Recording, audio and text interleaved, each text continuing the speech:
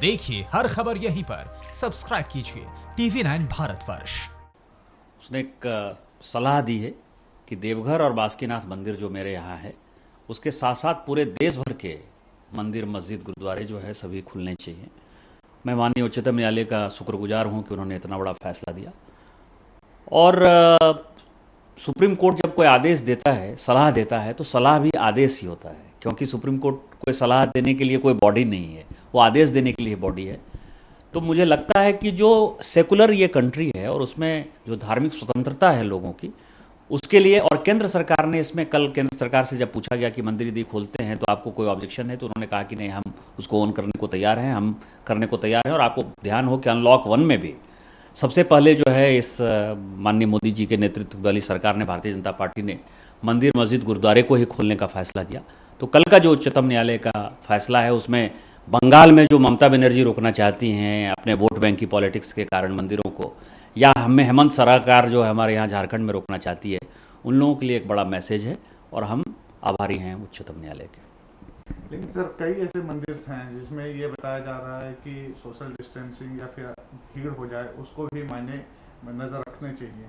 तो क्या इस लगता है कि इस कोविड एरा में इस पर भी ध्यान आकर्षित करने की 100% सुप्रीम कोर्ट ने अपने सलाह में ये बातें भी की है, सोशल डिस्टेंसिंग का पालन कीजिए, कोविड के जो जो प्रोटोकॉल हैं, SOP हैं, उसको फॉलो करिए, उसमें किसको परेशानी है। लेकिन आप पूजा ही नहीं करने देंगे, आप उसको जेल बना देंगे, इसके खिलाफ है। और वर्चुअल दर्शन जो है वो जेन्युइन दर्शन ही नहीं है, ये भी कल सुप्रीम कोर्ट ने कहा है। तो दोनों बातें उसने स्पष्ट तौर पर कही हैं और उस आदेश में सब कुछ स्पष्ट है।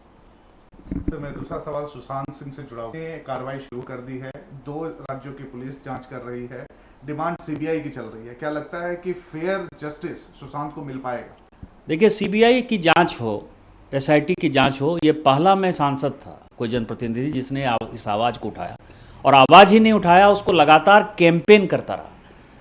और इसके बाद ही मनोज तिवारी जी हों, अपने भाई हैं रूपा गांगुली जी हों, और बाद में हम लोगों ने बात की, हम लोगों के जो गार्जियन हैं सुब्रमण्यम स्वामी, ये सब जो है लगातार इस कड़ी में जुड़ते गए। और अब बिहार सरकार ने एक अच्छा फैसला किया है कि केस रजिस्टर हुआ है, उनके परिवार की जो ग्रीवांसेस थे वो हुआ है। उनको जिस तरह से मुंबई पुलिस ट्रीट कर रही है वो भी एक चिंताजनक बात है कि एक राज्य के पुलिस को दूसरे राज्य की पुलिस कैसे ट्रीट कर रही है। मामला सुप्रीम कोर्ट में विचाराधीन है कि रोकने की कोशिश कर रहा है कि बिहार पुलिस की जांच ही नहीं हो। हमने तो नहीं रोका कि मुंबई पुलिस जांच नहीं करे, हम तो कोई कोर्ट में नहीं गए, तो इसका मतलब कि दाल में कुछ काला है। तो आज नहीं कल ED के जांच के बाद, क्योंकि मैंने SIT की बात की थी कि CBI की भी जांच होगी, ED की भी जांच होगी, NIA की भी जांच होगी और इनकम टैक्स की भी जांच होगी, क्योंकि इसमें आतंकवाद के पैसे, माफिया के पैसे, ड्रग्स के पैसे, सभी पैसे, ब्लैक मनी, ये सभी इन्वॉल्व है।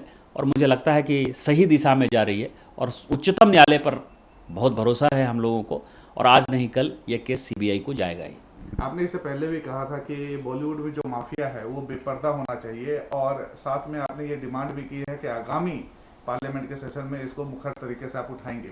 निश्चित तौर पर उठाएंगे। और दूसरी बात और भी, मैं प्रधानमंत्री जी को भी चिट्ठी लिखने वाला हूं और मैं पार्लियामेंट में भी उठाने वाला हूं कि आत्मनिर्भर भारत में इस कोविड के बाद जो संक्रमण काल है, आना जाना लोगों का बंद है, तो फिल्म इंडस्ट्री और सीरियल के जो लोग हैं उनको ये कहना चाहिए कि 5 साल तक उनको बाहर जाने के लिए, शूटिंग के लिए जो है बैन कर देना चाहिए। उनको यदि सीन दिखाना है, स्विट्जरलैंड की वादी दिखानी है, तो श्रीनगर की वादी उससे बढ़िया है।